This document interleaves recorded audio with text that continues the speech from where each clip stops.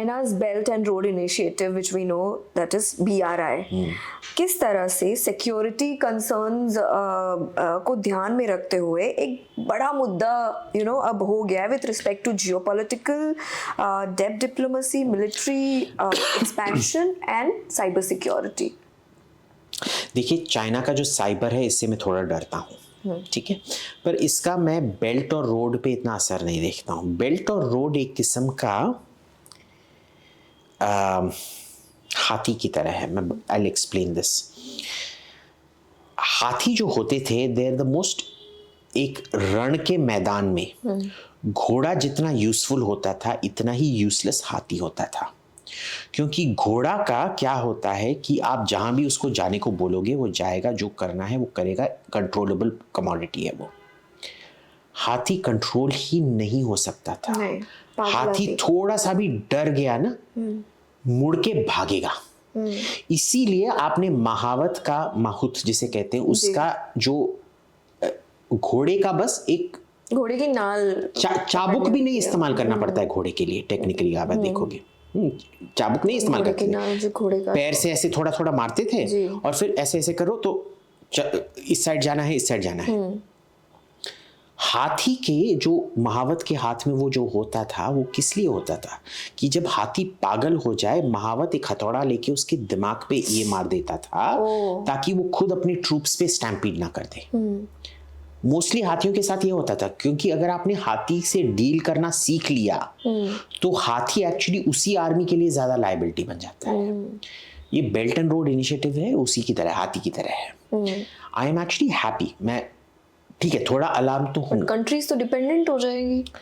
Countries dependent कैसे होंगी? देखिए सिंपल, हम्बन टोटा में क्या हुआ? हम्बन टोटा और जो कोलंबो का जो सी फ्रंट है, जब भी हम कोलंबो जाते थे, जब तक ये फाइनेंशियल मेल्टडाउन हुआ, सब जेके कोलंबो जाते के बोलते थे ये देखो ये क्या कोलंबो का सी फ्रंट है, ये तो टेल अवीव सी फ्रंट की तरह है, ये मायामी सी फ्रंट की तरह है। हिंदुस्तान देखो कितने गंदे गंदे लोग, बैकवर्ड काले काले बंदर लोग, यहाँ देखो ये गोरे लोगों की तरह इन्होंने बना के रखा है। मेरे को तभी भी पता था भाई ये सस्टेनेबल नहीं है, ये फूटने वाला है।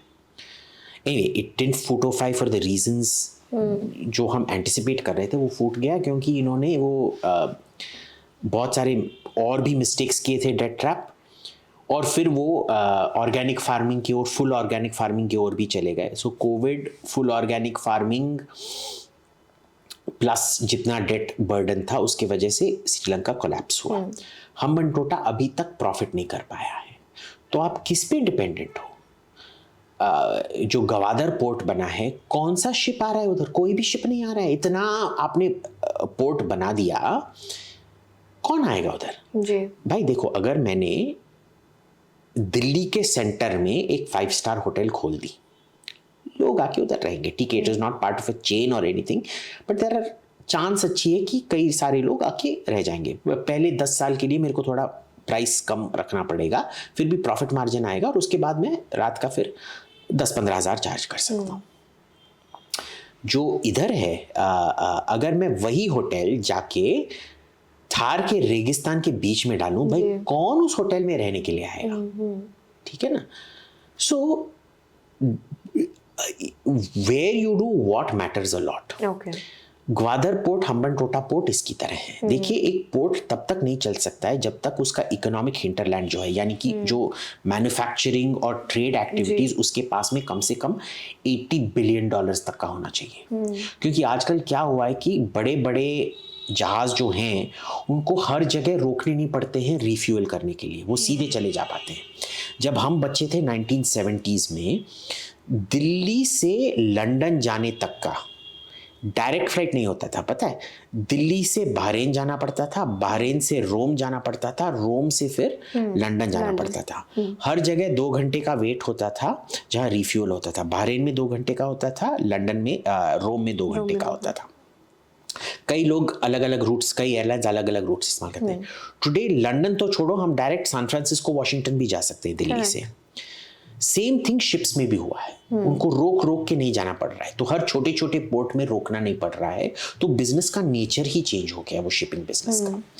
ये बेल्ट एंड रोड इनिशिएटिव अभी तक आपने किसी से भी पूछ लो आप, उन्होंने कोई कॉस्ट बेनिफिट एनालिसिस देखा है इसका? एक भी इसमें प्रोजेक्ट प्रॉफिटेबल नहीं है। ओके। ये चाइना क्यों कर रहा है? क्योंकि इसको आर्टिफिशियल डिमांड क्रिएट करना है लोकल इंडस्ट्री के लिए, तो वो आर्टिफिशियल डिमांड क्रिएट करके उसका सप्लाई कर रहा है। ठीक है, चाइना ही पैसा देके चाइना ही उसको बना रहा है और फिर बोल रहा है भाई तू इतना इंटरेस्ट पे मेरे को पैसा देगा।